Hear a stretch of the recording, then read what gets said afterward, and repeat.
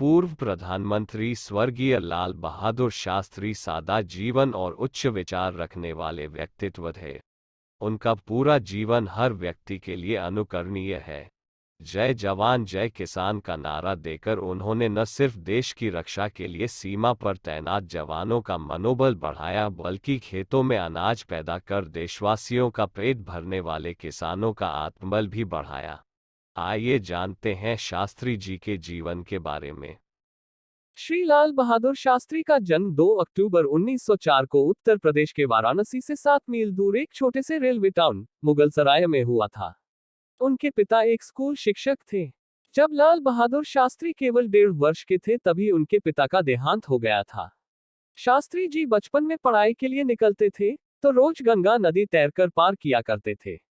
माथे पर बस्ता और कपड़ा रख शास्त्री जी कई किलोमीटर लंबी गंगा नदी को आसानी से पार कर लिया करते थे। उन्हें अपने दोस्तों से नाव के किराए के लिए पैसे उधार लेना पसंद नहीं था। स्कूल में मेधावी होने की वजह से बचपन में उन्हें 3 रुपए वजीफा भी मिला करता था। उन्हें वाराणसी में चाचा के साथ रहने के लिए भेज दिया गया था ताकि वे उच्च विद्यालय की शिक्षा प्राप्त कर सकें। घर पर सब उन्हें नन्हे के नाम से पुकारते थे।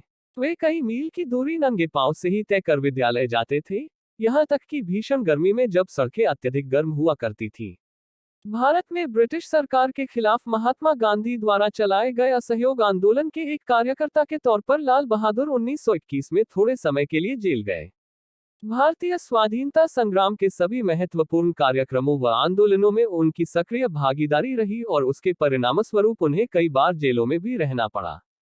1929 में इलाहाबाद आने के बाद उन्होंने पुरुषोत्तम दास टंडन जी के साथ भारत सेवक संघ की इलाहाबाद इकाई के सचिव के रूप में काम करना शुरू किया।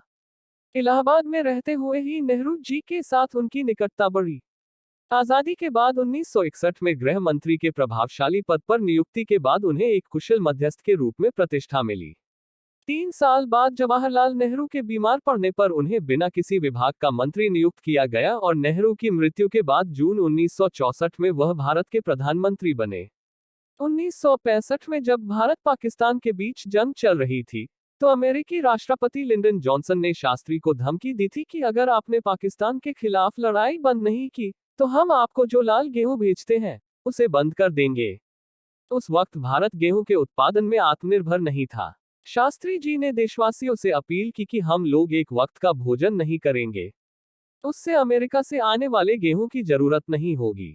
शास्त्री की अपील पर उस वक्त लाखों भारतीयों ने एक वक्त खाना खाना छोड़ दिया था।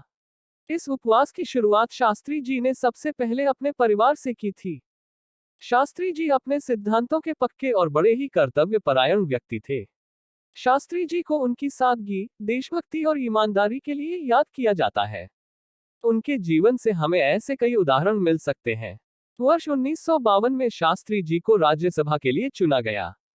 उन्हें परिवहन और रेल मंत्री का कार्यभार सौंपा गया। 4 वर्ष पश्चात 1956 में अडयालू रेल दुर्घटना के लिए, जिसमें कोई 150 से अधिक लोग मारे गए थे, अपने को नैतिक रूप से उत्तरदायी ठहराकर उन्होंने रेल मंत्री का पद त्याग दिया। इसी प्रकार प्रधानमंत्री पद पर रहते हुए उन्होंने सरकारी इम्पाला शेवरले कार का उपयोग भी नहीं के बराबर ही किया।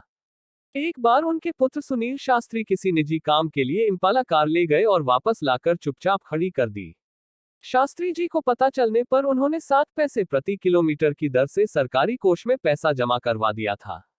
लाल बहादुर शास्त्री जी करीब 18 महीने तक देश के प्रधानमंत्री रहे। उनके नेतृत्व में ही भारत ने 1965 की जंग में पाकिस्तान को शिकस्त दी थी। 10 जनवरी 1966 को पाकिस्तान के साथ ताशकंद समझौते पर हस्ताक्षर करने के महज 12 घंटे बाद 11 जनवरी को तड़के 1:32 पर उनकी मौत हो गई। इस कर्मठ, निडर, समर्पित और कर्तव्यनिष्ठ व्यक्तित्व के असमय निधन से सारा राष्ट्र शोक में डूब गया। ऐसे महान व्यक्ति विरले ही जन्म लेते हैं। राष्ट्र हमेशा उनका ऋणी रहेगा।